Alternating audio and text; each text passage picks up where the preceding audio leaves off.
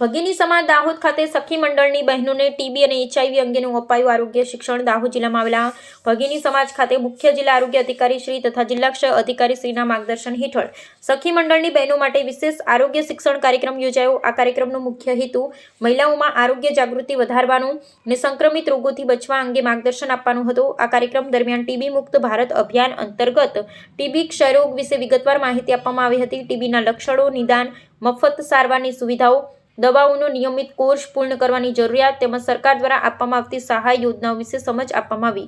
ઉપસ્થિત બહેનોને સમયસર તપાસ અને સારવાર દ્વારા ટીબી સંપૂર્ણપણે સાજી થઈ શકે છે તે અંગે વિશ્વાસ આપવામાં આવ્યો।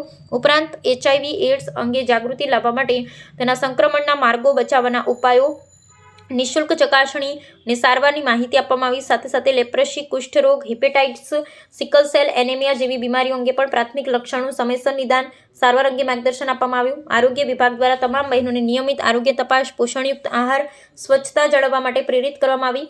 કાર્યક્રમના આરોગ્ય વિભાગના અધિકારીઓ અને કર્મચારી, સંસ્થાના પ્રતિનિધિઓ તેમજ સખી મંડળની બહેનો ઉપસ્થિત રહ્યા હતા। કાર્યક્રમ સફળતાપૂર્વક પૂર્ણ થયો હતો અને ઉપસ્થિત બહેનો દ્વારા આરોગ્ય વિભાગના પ્રયાસોની પ્રશંસા કરવામાં આવી હતી। અહેવાલ ચંદુભાઈ મોહનિયા।